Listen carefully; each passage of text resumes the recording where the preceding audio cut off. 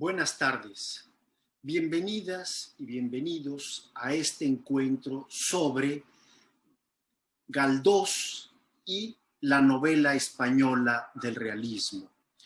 Como ustedes saben, en la modernidad, a partir de los siglos XVIII y XIX, novela, realismo y literatura se convierten con frecuencia en conceptos frecuentemente sinónimos.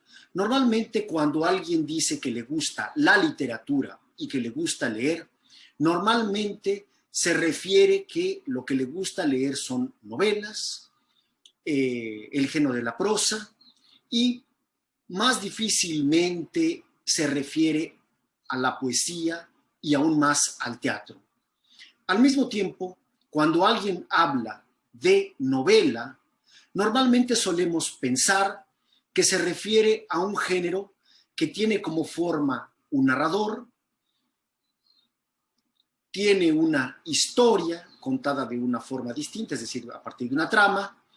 En ese texto encontramos normalmente narración y descripción. Encontramos también una constelación de personajes ficcionales, ¿sí? Presuponemos que hay ficción y esa ficción se refiere a la forma en que en el texto se presentan el espacio, el tiempo, las acciones, los caracteres. Presuponemos también que en ese texto hay altibajos en el desarrollo de la historia, es decir, hay un comienzo, hay un conflicto, se establece un nudo y al final nos encontramos con una especie de solución o desenredo de ese conflicto. ¿Sí? Importante es también recordar que a pesar de que esas obras de ficción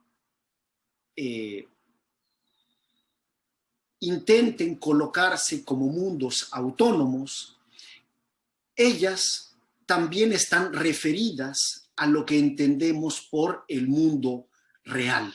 Es decir, normalmente entendemos por una novela el contar unos sucedidos en los cuales podemos nosotros más o menos reconocer el mundo concreto y empírico en el que nos movemos todo el día. De manera que cuando escuchamos que un texto se refiere a mundos inventados o mundos que no son posibles o imaginables en este mundo concreto, solemos utilizar un adjetivo para referirnos al género de la novela. Es decir, podemos referirnos a ella como novela o fantástica, gótica, de terror, de misterio, de ciencia ficción, policial, de reflexión filosófica o incluso de carácter alegórico. Es decir, que el realismo es una especie de lugar no marcado de toda narración. Es decir, aparece para nosotros como el punto de referencia para pensar lo que es la narración. Y, en consecuencia, entendemos, por lo tanto, realismo como el lugar normal o natural de toda narración. De tal manera que lo que no sea realista tendrá que explicitar su lugar a partir de un adjetivo. Sin embargo, es preciso decir que esta forma de la escritura corresponde plenamente al siglo XIX. Es decir, es un género, ¿sí? La novela es un género prototípico o modelar del siglo XIX y el realismo, tal como se postula de manera genérica, en la forma que fue canonizado en el siglo XIX y en las primeras décadas del siglo XX. Es preciso decir que para situar al realismo hay que situarlo siempre como una actitud filosófica a partir de la cual es posible la escritura de la ficción. Recordemos que fue ya a partir de el humanismo entre los siglos XIV y XV, en Europa, concretamente en Italia, y después de ahí deriva e irradia hacia otras latitudes, surge entonces en el humanismo la idea de que la observación y la experimentación van a ser la base de lo que futuramente será el método que va a garantizar el conocimiento científico, es decir, el conocimiento de aquello que es comprobable empíricamente. Hay que recordar que en el año de 1637 Descartes escribe su discurso del método, ¿sí? Discurso en el cual él va a fundar no solamente la ciencia moderna, sino la filosofía moderna, es decir, la filosofía del conocimiento, la filosofía del cogito cartesiano. Es decir, se trata de una filosofía en la cual se establece una confianza en que lo que el individuo observa o aprende a través de sus sentidos, es decir, a partir de lo que ve, de lo que escucha, de lo que huele, de lo que prueba, de lo que toca, eso será el certificado de que el conocimiento es verdadero, ¿sí? Sin embargo, para llegar a esta actitud filosófica, Descartes tuvo que romper con el puro empirismo y colocar el conocimiento solamente a partir de la síntesis que la razón era capaz de hacer. Entonces, en su discurso del método, Descartes, después de una serie de operaciones cognitivas, va a establecer algunas reglas que van a probar que el conocimiento es firme, que el conocimiento es seguro. Una de ellas es la primera regla, que sería la regla de la evidencia, es decir, la conciencia no admitirá jamás como verdadero nada que sea evidente, es decir, sobre lo cual no haya hecho varios test para probar que aquel conocimiento es firme. Y un conocimiento es firme cuando las ideas que lo certifican son claras y distintas, es decir, cuando no hay una confusión entre una idea y otra idea, es decir, cuando una idea es plenamente clara, plenamente evidente y diferente de las demás. La segunda regla que Descartes propone es la regla del análisis, es decir, que toda idea será tenida como firme cuando ella sea descompuesta en distintas partes que la abstraigan y después la podamos sintetizar en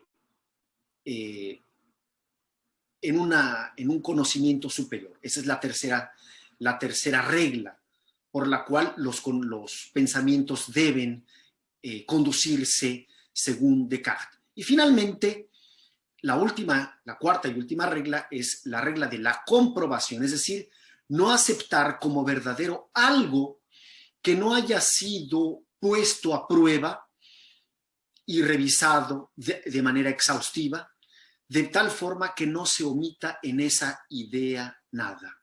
Con esos elementos, por lo tanto, Descartes funda en la modernidad el conocimiento científico. Esas formas de conocimiento van a garantizar aquello que en filosofía se denomina verdad, postulada como la adecuación entre las cosas y la inteligencia. Es decir, un conocimiento solo es verdadero cuando hay una adecuación o una correspondencia entre lo que la cosa es y la síntesis mental que se produce sobre esa cosa. ¿Sí? Entonces, a eso llamaremos verdad, a la correspondencia entre las ideas que tenemos y los objetos del mundo material. Esos, por lo tanto, van a ser los fundamentos en los cuales va a descansar el realismo en la literatura. Recuperando nuestros encuentros anteriores, recordemos que en la literatura española esa actitud no estaba en la novela de caballerías. Es decir, la novela de caballerías cuenta hechos fabulosos, es decir, hechos no comprobables empíricamente. La novela pastoril tampoco era la idealización de un mundo de pastores en el campo que no era verificable en el mundo concreto. Menos aún la novela morisca o bizantina, en la cual los amantes se separaban y pasaban por aventuras inverosímiles, naufragios, tempestades, grandes pruebas, ¿sí? Difícilmente podemos creer que eso sea realista. Sin embargo, esa actitud ya la encontramos, como vimos anteriormente, tanto en el Lazarillo de Tormes, es decir, ya vemos ahí la formulación, la exposición de la España de los Austrias, como en el Quijote. Es decir, el Quijote se transforma en una novela risible justamente porque nosotros percibimos la realidad real, podríamos decir, contrastada con las fantasías que este caballero inventa. Muy bien, bueno. Pasando entonces a la siguiente observación, antes de entrar en Galdós concretamente, recordemos entonces que en el siglo XIX, como yo había dicho hace un momento, siglo de la novela, es el siglo de lo que el gran filósofo alemán Karl Polanyi va a denominar la era de la gran transformación. Es decir, es la época en la que el capitalismo transforma todas las relaciones materiales de los seres humanos. Es decir, es el artífice de las grandes ciudades, de las nuevas formas de vida, de las costumbres, transforma la literatura, transforma el mundo de la producción, es capaz de crear la nueva forma de socialización que es la familia burguesa. ¿Sí? Entonces, la novela corresponde entonces al siglo XIX, que es el siglo de la gran transformación. La novela en el siglo XIX, que va a ser la novela realista, va a constatar el derrumbe de la unidad del hombre con el mundo, es decir, la relación que los seres humanos tenían con su mundo se ve profundamente alterada con el advenimiento del capitalismo. En su teoría de la novela de 1916, el teórico húngaro George Lukács, probablemente el mayor teórico de la novela del siglo XIX, afirma que, siguiendo a Hegel, el gran pensador Hegel, que la novela es la epopeya de la vida moderna, o diríamos también la epopeya de la vida burguesa. Es decir, la novela va a tener como aspiración configurar la vida de los personajes en el mundo, así como lo hacía la epopeya griega, la epopeya clásica.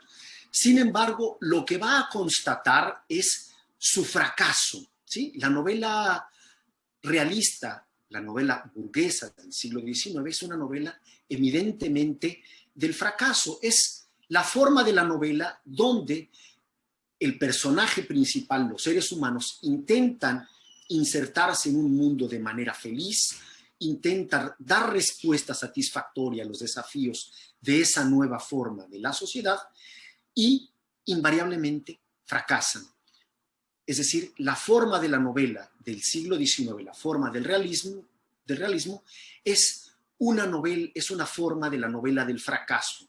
Los seres humanos intentan insertarse en la totalidad de ese mundo, en la totalidad de sus relaciones, ¿sí? Para ellos ya no existe más el mundo natural, el mundo para ellos es el mundo social, con sus reglas, sus jerarquías, sus contradicciones, y normalmente en esa forma los personajes fracasan.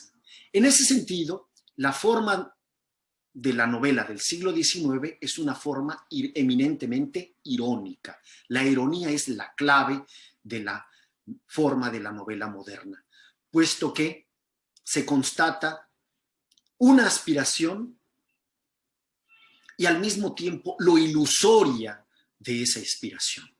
¿Sí?